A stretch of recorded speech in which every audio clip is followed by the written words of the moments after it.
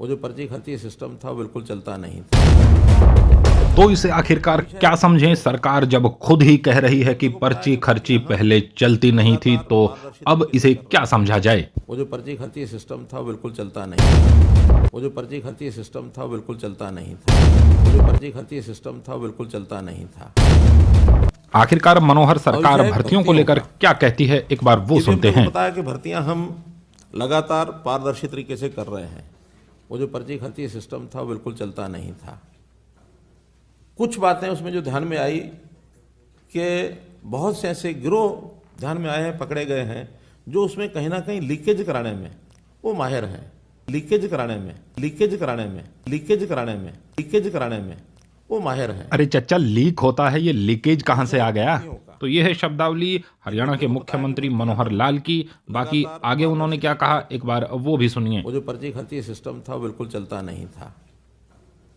कुछ बातें उसमें जो ध्यान में आई कि बहुत से ऐसे गिरोह ध्यान में आए हैं, पकड़े गए हैं, जो उसमें कहीं ना कहीं लीकेज कराने में वो माहिर हैं।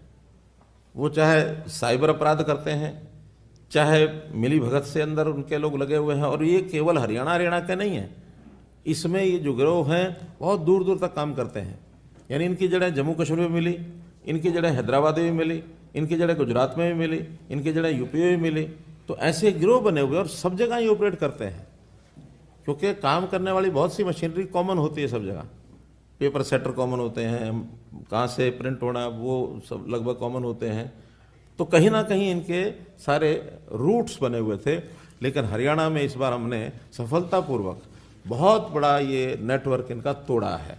और उस नेटवर्क को तोड़ने के लिए जो आंकड़े हैं बड़े चौंकाने वाले हैं कि यानी जो पुलिस सिपाही भर्ती हुई उसमें जो पेपर लीक हुआ उसके अंदर तुरंत कार्रवाई करके इस समय तक 70 आरोपियों को गिरफ्तार किया जा चुका है। एक पेपर में 70 आरोपी, यानी कितना बड़ा नेटवर्क होगा ये, इसमें से ध्यान करने की बात है। एसटीएफ ने पिछले 3 महीने में 3 बड़े गिरोह जो पकड़े हैं उसमें 26 आरोपियों को और जो है इसके अलावा और पकड़ा है। ग्राम सचिव की जो परीक्षा हुई उसमें भी 7 मुकदमे दर्ज किए गए, 64 आरोपी इसमें पकड़े गए हैं। अब इसमें मेरा कहने का मतलब ये है कि ये चीज़ें ऐसा नहीं कि अब खड़ी हुई हैं, ये बहुत पहले से बहुत जगह पर ये चल रही होती हैं। जिसका दाव जैसा लगा वैसे करने लग गए, लेकिन हमने उनके सब के नेटवर्क काट दिए हैं, तोड़ दिए हैं। और मैं अब दावे से कह सकता हूं कि अगली कोई परीक्षा होगी उसमें किसी प्रकार का कोई लूप होल नहीं मिलेगा। इंपर्सोनेशन बहुत बड़ी मात्रा में होती रही है। नाम किसी का, परीक्षा कोई दे के जा रहा है, परीक्षा देने कोई आ रहा है, और पुलिस में उसके जो फिजिकल पैरामीटर के लिए कोई और आ रहा है। तो उनके सबके, हालांकि एक केस हमारे पास जेबीटी टीचर्स का भी आया था जो पिछली सरकार के समय था, जिसके निशान जो है थंब इंप्रेशन में मिलाए थे, हस्ताक्षर में लाए थे, और उसमें सैकड़ों लोग उसके अंदर पकड़े भी गए थे।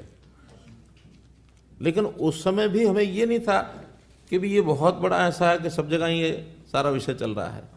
लेकिन इस बार उस पर गहराई से हमने काम करके उसको पकड़ा है, एक बड़ी सफलता है।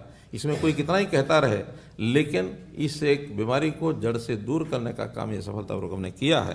मैं इसलिए बता रहा हूँ कि अब अगली भर्तियाँ बहुत जल्दी होंगी। ग्रुप सी की भी होंगी, ग्रुप डी की भी होंगी, एबी की भी होंगी।